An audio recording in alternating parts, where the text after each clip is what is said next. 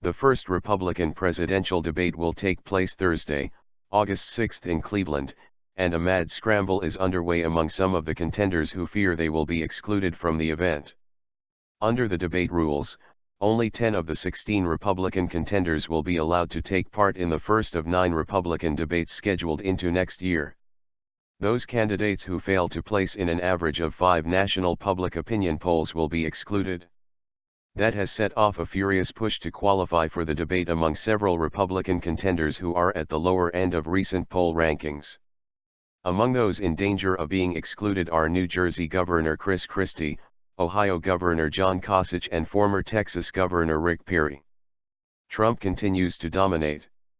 Real estate mogul Donald Trump has shot to the top of national polls in recent weeks, tapping into what he says is voter frustration with the political status quo. People are tired of incompetent politicians, and that is, by the way, on both sides.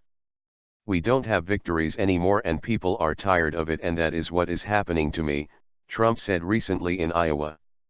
Trump's surge has continued even after his comment that Senator John McCain, a prisoner during the Vietnam War, was not a war hero, and after several sharp attacks on some of his Republican rivals that involved words like dummy and idiot. Carlin Bowman, who monitors opinion at the American Enterprise Institute, said she has noticed the voter frustration welling up for some time now. There is just enormous dissatisfaction with Washington, she said. People are much more satisfied with their state governors and with their local authorities. But there is a lot of dissatisfaction with Washington. Rivals struggle for notice. Some of the Republican contenders have ramped up their own rhetoric in hopes of cutting through the intense media coverage of Trump's rise in the polls. Former Arkansas Governor Mike Huckabee has drawn lots of attention for slamming President Barack Obama over the Iran nuclear deal. He is so naive that he would trust the Iranians and he would take the Israelis and basically march them to the door of the oven, Huckabee said in a radio interview, invoking images of the Jewish Holocaust during World War II. Huckabee's comments drew condemnation from some of his rivals, including former Florida Governor Jeb Bush. Obama weighs in. The president also took the unusual step of weighing in on the Republican race during a news conference in Ethiopia. Obama said the Huckabee comments on the Iran deal and other criticisms from some of the Republican contenders would be ridiculous if they weren't so sad. He added, "Maybe this is just an effort to push Mr. Trump out of the headlines. We are creating a culture that is not conducive to good policy or good politics. The American people deserve better."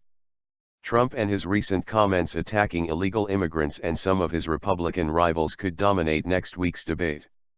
Some like Perry and South Carolina Senator Lindsey Graham are itching to take Trump on in the debate. "I think he is appealing to the dark side of American politics. He is not offering solutions to hard, complicated problems," Graham told ABC's This Week program. But Graham has a problem: he may not have enough support in the polls to make the cut for the debate. The debates will be a key test for all the Republican contenders. "I think the debates will be important. That, plus the ability to raise money and the ability to show that you have staying power and can win in the early contest states are really what you are trying to prove in the first year," predicted John Fortier of the Bipartisan Policy Center.